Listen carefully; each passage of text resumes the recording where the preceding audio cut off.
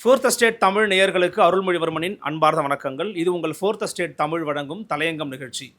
இன்றைக்கு நம்முடைய தலையங்கம் நிகழ்ச்சியில் நாம் எதை குறித்து பேச போகிறோம் அப்படின்னு பார்த்தீங்கன்னா, தமிழ்நாடு மாநிலம் அப்படிங்கிறது எப்போதுமே ஒரு முற்போக்கான பல விஷயங்களில் இந்தியாவினுடைய மற்ற மாநிலங்களுக்கு ஒரு முன்னுதாரணமாக திகழ்ந்து வரக்கூடிய ஒரு மாநிலம். அந்த மாநிலத்தில் இந்த 2026ஆம் ஆண்டு அமையவிருக்கக்கூடிய இந்த புதிய அரசு எதிர்கொள்ள இருக்கக்கூடிய பல சவால்கள் என்ன, சிக்கல்கள் என்ன, அது எந்த அரசாக இருந்தாலும் அவர்களுக்கே இருக்கக்கூடிய பிரதானமான பிரச்சனைகள் என்னென்னலாம் இருக்க போகிறது என்பதை குறித்து தான் அலச போகிறோம் இன்றைக்கி தலையங்கம் நிகழ்ச்சியில். அட் த சேம் டைம் நாம் இது குறித்து பேசலாம் அப்படின்னு முயற்சி பண்ணிக்கிட்டு இருக்கும்போதும் ப்ரிப்பேர் பண்ணிக்கிட்டு இருக்கும்போதும் பார்த்திங்கன்னா, சிபிஎம் கட்சியினுடைய முன்னாள் மாநில செயலாளர், முன்னாள் சட்டமன்ற உறுப்பினர், மரியாதைக்குரிய திரு பாலகிருஷ்ணன் அவர்கள் பார்த்தீங்கன்னா ஒரு ப்ரெஸ் மீட் ஒன்று கொடுத்துருந்தாரு. டாக்டர் திருமாவளவன் அவர்கள் இன்னொரு வீடியோ ஒன்று வெளியிட்டிருந்தாரு. இந்த 2 காணொலிகளும் பார்த்தீங்கன்னா நமக்குள்ள ஏதோ ஒரு சந்தேகத்தை எழுப்பியது. அதற்கும் இதற்கும் தொடர்பு இருக்கான்னு கேட்டால் ஆமாம், தொடர்பு இருக்குது. அவற்றை குறித்தும் அலசுகிறது இன்றைய தலையங்கம் நிகழ்ச்சி.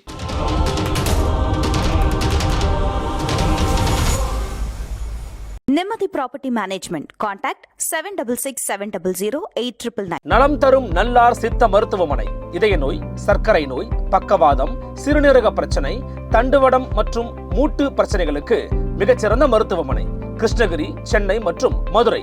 தொடர்புக்கு 8807666117 மற்றும் 8807666118. இந்த வீடியோவை ஸ்கிப் பண்ணாமல் முழுமையாக நீங்கள் பாருங்கள். அப்போ தான் நான் எந்த இடத்துல எதற்காக இந்த அரசு சந்திக்கக்கூடிய பிரச்சனைகளையும் பாலகிருஷ்ணன் பேட்டியும் நான் இணைக்கிற புள்ளி எது அப்படிங்கிறது உங்களுக்கு தெரிய வரும். முதல்ல அமைய போகிற அரசு மே 4ஆம் தேதி நமக்கு ரிசல்ட்ஸ் தெரிய போகுது. அமைய போகிற அரசு யாராக இருந்தாலும், அது திமுக தலைமையிலான அரசோ அதிமுக தலைமையிலான அரசோ யாராக இருந்தாலும், மற்ற இருவருக்கும் வாய்ப்பு குறைவு அப்படின்னு இருந்தாலுமே கூட அவங்க 2 பேரும் அரசாங்கத்தை அமைக்கணும் அப்படிங்கிறதுக்காக தான் போராடுறாங்க. அப்படிங்கிறதுனால அது நாம் தமிழர் கட்சி தலைமையிலான அரசாக இருந்தாலும் சரி, தமிழக வெற்றிக் கழக தலைமையிலான அரசாக இருந்தாலும் சரி, இந்த 4 பேருக்குமே, ஏன்னா 4 பேர் தான் முக்கியமான போட்டியாளர்களாக தமிழ்நாட்டு அரசியல் இப்போ இருக்கிறாங்க. அப்படிங்கிறதுனால நம்ம சொல்கிறோம், யார் அமைஞ்சாலுமே அவங்களுக்கு இருக்கக்கூடிய சவால்கள் என்ன, சிக்கல்கள் என்ன அப்படிங்கிறத பார்த்தோம்னா, முதல் பிரச்சனை கடன் பிரச்சனைங்க. தமிழ்நாடை சுற்றி எப்போ பார்த்தாலும் கடன் தொல்லை இருந்துக்கிட்டே இருக்குங்க. இந்த கடனால் என்னங்க பல பிரச்சனை வரப்போகுதுங்க அப்படின்னு தொடர்ச்சியாக ஒரு பக்கம் பேசிகிட்டு இருக்காங்க. இன்னொரு பக்கம் கடனா, உங்கள் சட்டையை பிடிச்சா கிளி வைக்க போகிறாங்க, உங்கள் சட்டையை பிடிச்சா காசு ஒன்று கேட்க போகிறாங்க, அப்போல்லாம் ஒன்றும் இல்லைங்க அப்படின்னு சொல்லி அதை லெத்தார்ஜிக்காக கடந்த போகிற தரப்பும் இருக்கிறாங்க. ரெண்டுமே உண்மையான்னு கேட்டிங்கன்னா, ரெண்டுத்துலேயுமே பாதி பாதி தான் உண்மை இருக்குது. ஸோ அரைகுறை உண்மை அப்படிங்கிறது ரொம்ப ஆபத்தானது. அப்படிங்கிறதுனால நம்ம யதார்த்தத்தை பேசுவோம். ஒரு அரசாங்கத்துக்கு அதிகமான கடன் சுமை இருந்துச்சு அப்படின்னா, அரசாங்கம் அந்த கடனை தீர்ப்பதற்கு சில சமயங்களில் கடன் வாங்கலாம், அல்லது எக்ஸிஸ்டிங்காக நமக்கு இருக்கக்கூடிய வருவாயை எப்படி இன்னும் அதிகமாக்குறது அப்படிங்கிறத நோக்கி சிந்திப்பாங்க. இந்த 2 வழியில் தான் பெரும்பாலும் கடனை அடைப்பதற்கான வழிகளை நோக்கி நகருவாங்க. இந்த கடன் வாங்குறதும் பார்த்திங்கன்னா சும்மா கடன் வாங்குறது கிடையாது. ஒரு இன்ஃப்ராஸ்ட்ரக்சர் டெவலப்மெண்ட்டுக்கு, ஒரு தொழில் ஆரம்பிப்பதற்கு, தொழில் முனைவர்களை உருவாக்குவதற்கு, அல்லது தொழில் அபிவிருத்திக்கு அப்படின்னு இன்னும் பலவிதமான விஷயங்களுக்காகவும் வாங்குவாங்க. அட் த சேம் டைம் நாம் இப்போ அரசாங்கம் பார்த்திங்கன்னா பலவிதமான இலவச அறிவிப்புகள் அல்லது விலையில்லா அறிவிப்பு, இலவசம் சொன்னால் கோச்சிக்கிறாங்க, விலையில்லா அறிவிப்புகள். உதாரணத்துக்கு இப்போது திமுக பார்த்திங்கன்னா 8000 ரூபாய் கூப்பன் கொடுப்போம் அப்படின்னு சொல்லியிருக்கிறாங்க. அதிமுக குளிர்சாதன பெட்டி கொடுப்போம் அப்படின்னு சொல்லியிருக்கிறாங்க.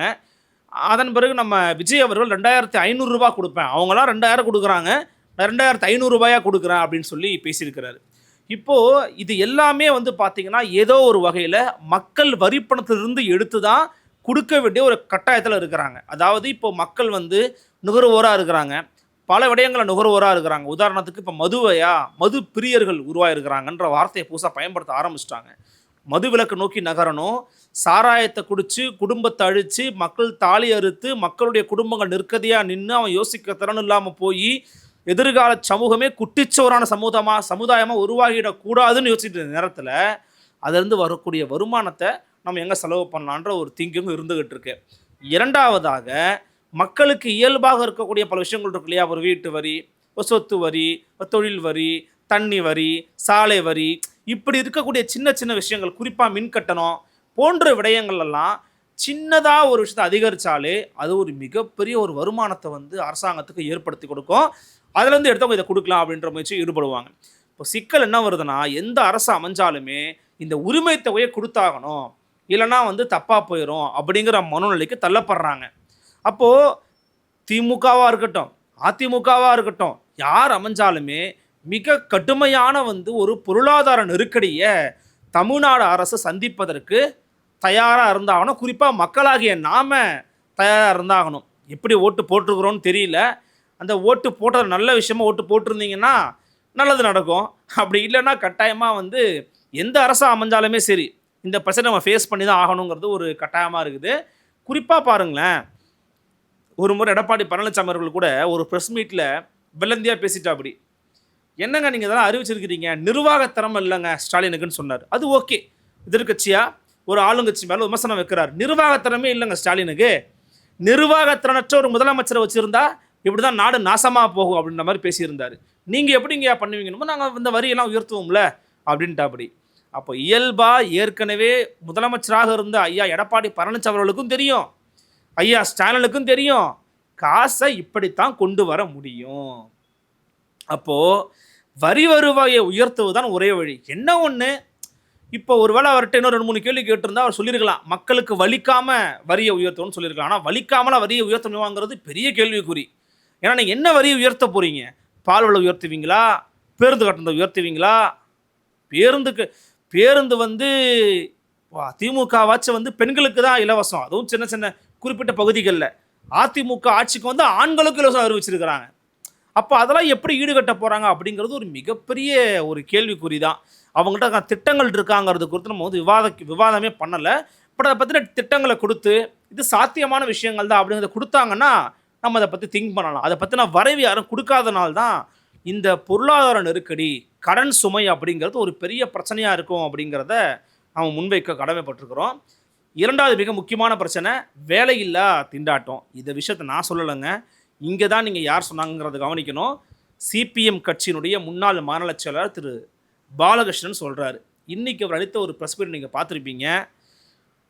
மதச்சார்பற்ற முற்போக்கு கூட்டணி தான் வெற்றி பெற போகிறது என்று நாங்கள் அறிகிறோம், அதுக்கு தான் வாய்ப்பு நிறைய இருக்குது, மக்கள்லாம் ரொம்ப வரவேற்பு கொடுத்தாங்க, ஆனாலும் கூட இந்த ஆட்சி அமைஞ்சது அப்படின்னா எப்படி செயல்பட போகிறாங்கன்னு தெரியல, இந்த திராவிட மாடல் 2.0 எப்படி செயல்பட போகிறது என்று தெரியவில்லை, ஏற்கனவே பல பிரச்சனைகள் இருந்து கொண்டு இருக்கிறது அப்படிங்கிறத தூக்கி ஒரு வெடிகுண்டை தூக்கி போட்டிருக்கிறாரு ஐயா பாலகிருஷ்ணன்.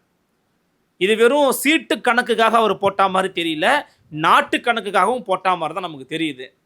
ஏன் நான் அப்படி சொல்கிறேன்னா, சிபிஎம்முக்கும் சிபிஐக்கும் 5 சீட்டை கொடுத்துட்டாங்க, நாங்கள் 6 கேட்டோம், அப்படி எவ்வளோ வலியுறுத்தியும் கொடுக்கல. அப்போ என்ன அர்த்தம்னா தேமுதிகவுக்கு மட்டும் தூக்கி கொடுத்துட்டாங்களே 10ங்கிறத அவர் சொல்ல ஒரு விஷயம், புரியுதுங்களா?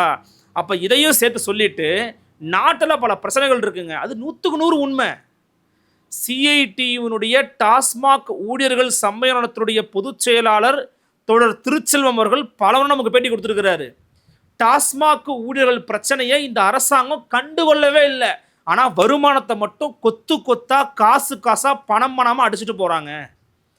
அந்த ஊழியர்களுக்கான அடிப்படை பாதுகாப்பு, அடிப்படை வசதிகள், மாத ஊதியம், அதில் இருக்கிற வரைமுறைகள் எதையும் பின்பற்றுறது கிடையாது. ஆனால் அவங்கள போட்டு அட்டைப்பூச்சி ரத்தத்தை உறிஞ்சுவதைப் போல இந்த அரசாங்கம் டாஸ்மாக் ஊழியர்களுடைய ரத்தத்தை உறிஞ்சி கொண்டிருக்கிறதும் தொடர்ச்சியாக பேசினாங்க. ஆனால் இந்த அரசின் செவிகளுக்கு அதுக்கு போய் சேரலை. ஐயா செந்தில் பாலாஜி இருக்கும்போதும் அதே நிலைமை தான், மரியாதைக்குரிய ஐயா முத்துச்சாமி இருக்கும்போதும் அதே நிலைமை தான், அந்த நிலைமை மாறவே இல்லை. அவங்க ஒரு பிரச்சனையா, போக்குவரத்து ஊழியர்களுடைய தொடர்ச்சியான போராட்டங்கள், ஆர்ப்பாட்டங்கள் எதையுமே அரசாங்கம் கண்டுக்கல. மரியாதைக்குரிய தோழர் சவுந்தரராஜன் அவர்கள் பல முறை பேட்டி கொடுத்துட்டார், பல முறை போராட்டம் பண்ணிட்டார்.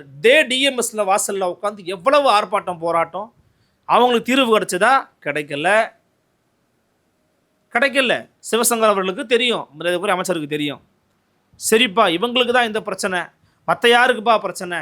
ஆசிரியர்களுக்கு பிரச்சனை, சத்துணவு ஊழியர்களுக்கு கூட பிரச்சனைங்க, அடிப்படை சத்துணவு ஊழியர்களுக்கு அவங்களுக்கு பிரச்சனை, ஊதிய பிரச்சனை. இந்த பிரச்சனைலாம் ஒரு பக்கம் இருக்கும்போது நீங்கள் திடீர்னு ஒரு 5000 ரூபாயை கொண்டு போய் மக்களுடைய அக்கௌண்ட்டில் போட்டுட்டு பார்த்தீங்களா திராவிட மாடல் இந்த கோடைக்கால சிறப்பு நிதின்னு கொடுத்தது வந்து மக்களால் ஜீரணிக்கவே முடியல. உண்மையிலே இந்த பணத்தை வாங்கினவங்க கூட அல்லது அந்த பணத்தை போட்டுறது ஒரு பகுதியாக இருக்கும், வாங்காத பல பகுதி இருப்பாங்கள்ல, அவங்க எப்படி முழுமையான ஒரு மனதோடு இந்த எந்த அரசு அமைஞ்சாலும் அது முக்கியமாக திமுக அரசு அமைய வாய்ப்பு இருக்குன்னு அவங்க நம்பி ஓட்டு அளிச்சிருப்பாங்க. இதை விட முக்கியமானது என்ன, இப்போ நேற்றுக்கு மே 1ஆம் தேதி மரியாதைக்குரிய திமுகவின் தலைவர் திரு ஸ்டாலின் அவர்கள் சிகப்பு உடை அணிந்து கொண்டு உலக தொழிலாளர்களை ஒன்று கூடுங்கள்னு முழக்கங்கள்லாம் வந்து போட்டதை பார்க்க முடிஞ்சது. ஆனால் இவங்க தான் சாம்சங் ஊழியர்களுடைய போராட்டத்தை மிக கொடூரமான முறையில் கையாண்டு காவல்துறையை வைத்து தடியடி நடத்தி மிக மோசமான சூழலுக்கு அந்த கம்யூனிஸ்ட் தோழர்களை தள்ளுனாங்க. அவங்க அதை மறப்பாங்களா அல்லது மறந்திருக்க வாய்ப்பு இருக்கா? அப்போது தொழிலாளர்களுடைய அடிப்படை உரிமைகளை இந்த அரசாங்கம் எப்படி பார்க்குது அப்படிங்கிற கேள்வி இருக்குது. இப்போ டாஸ்மாக் ஊழியர்கள் பிரச்சனை, போக்குவரத்து ஊழியர்கள் பிரச்சனை, தனியார் ஊழியர்களுடைய பிரச்சனை, அரசு ஊழியர்களுடைய பிரச்சனை, தூய்மை பணியாளர் பிரச்சனை, இருக்கிறதுலே உச்சகட்டம் அதுதான். உச்சாணி கொம்புல போய் நிற்கிறது அதுதான். தூய்மை பணியாளர்கள் போராடிக்கிட்டு இருக்கும்போது அந்த பகுதிக்கு இன்னொரு பகுதியாக போய் கூலி படம் பார்த்துக்கிட்டு வராங்க முதலமைச்சர், துணை முதலமைச்சர்லாம் போயிட்டு. கூலி தொழிலாளர்கள் போராடிக்கிட்டு இருக்காங்க.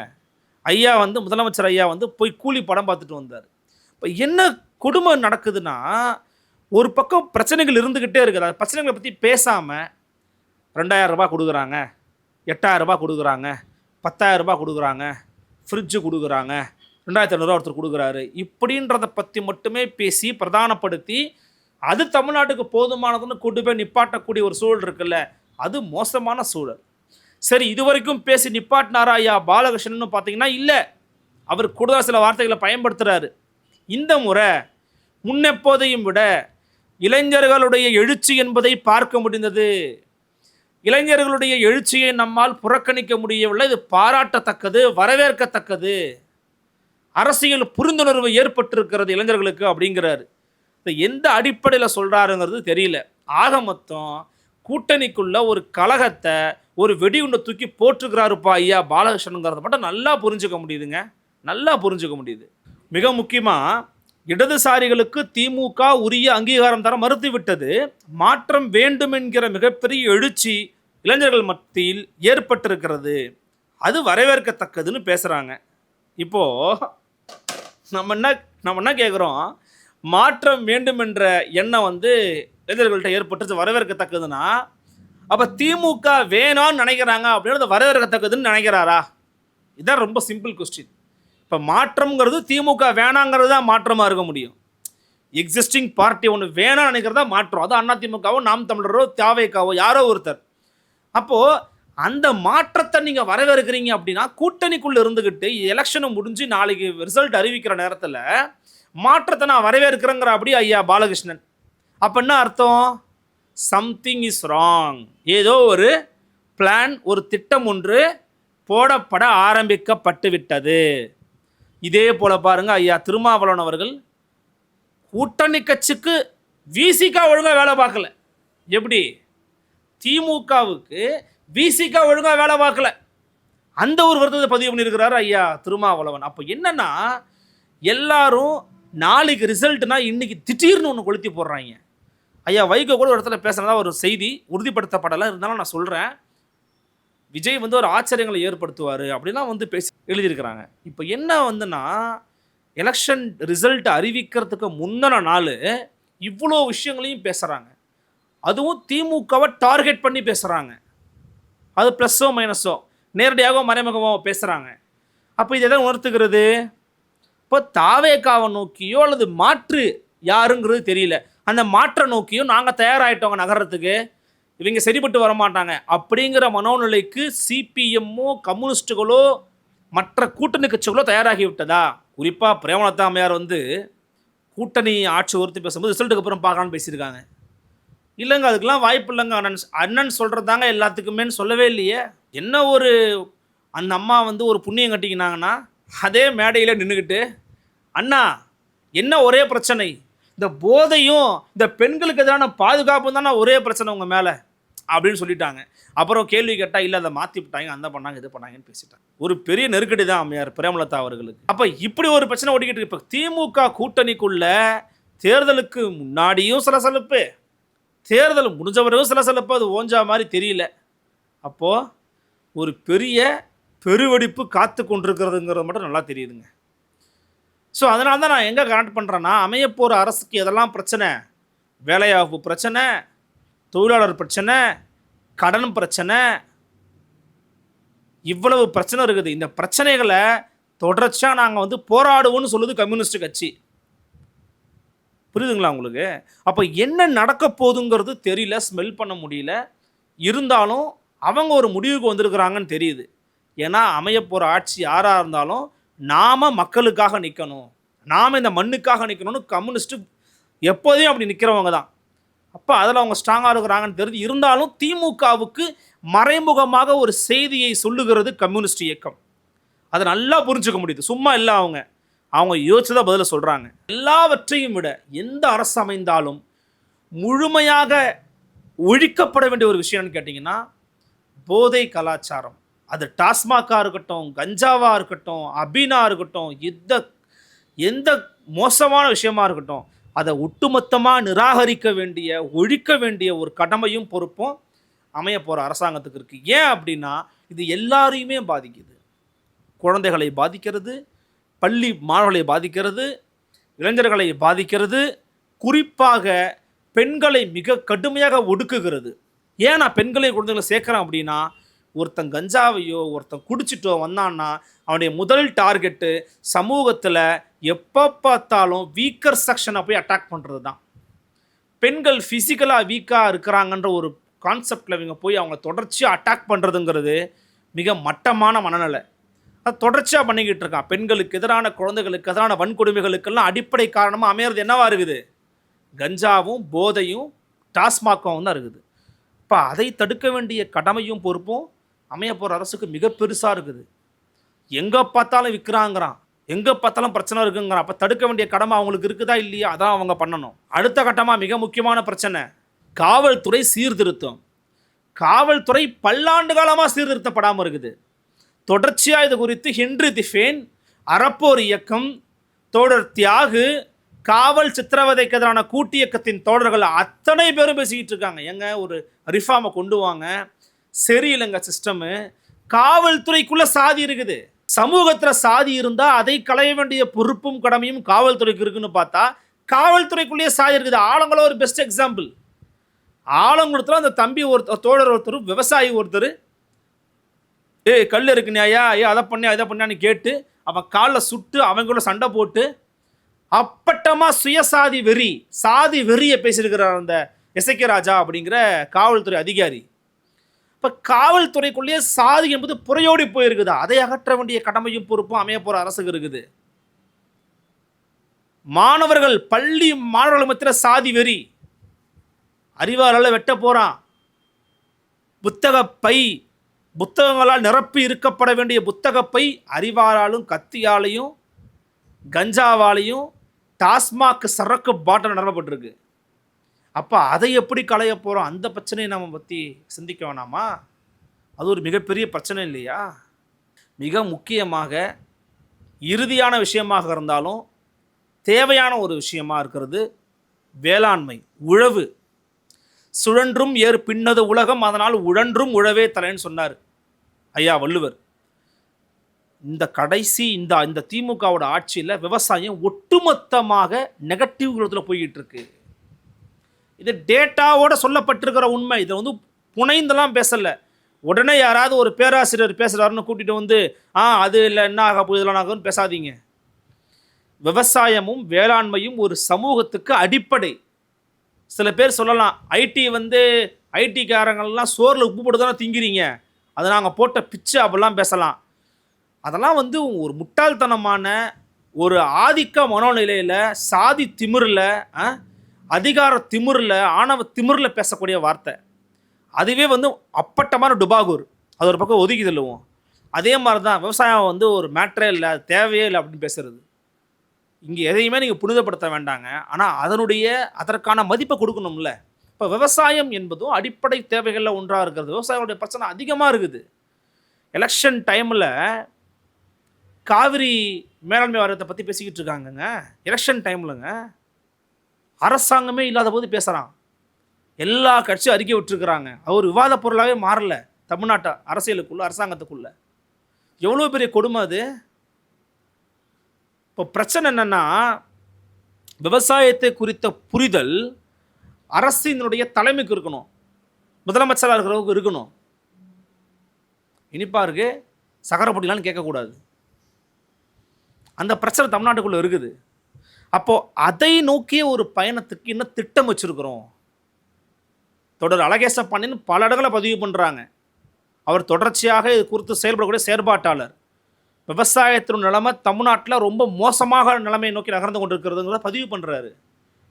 ஒரு அருளாரமுகம் பதிவு பண்ணுறாரு. அதை பற்றி இந்த அரசாங்கங்கள் எந்த கவலையும் இல்லாமல் இருக்கிறாங்க. அமையப்போகிற அரசாங்கத்துக்கு ஒரு பெரிய நெருக்கடி. அது என்ன பண்ண போகிறாங்கன்னு அவங்க வந்து சொல்லணும். இப்படியாக கூட்டணி கட்சிகள், திமுகவோட கூட்டணி கட்சிகள் சொல்லக்கூடிய அந்த பிரச்சனையை, அந்த பிரதான பிரச்சனையை இவ்வளோ எதிர்கட்சி பேசிக்கிட்டு இருந்தாங்க. இன்றைக்கி அவங்களே பேச ஆரம்பிச்சிட்டாங்க. எனிவேஸ் முடிஞ்சு போச்சு. 4ஆம் தேதி ரிசல்ட் தெரிய போகுது.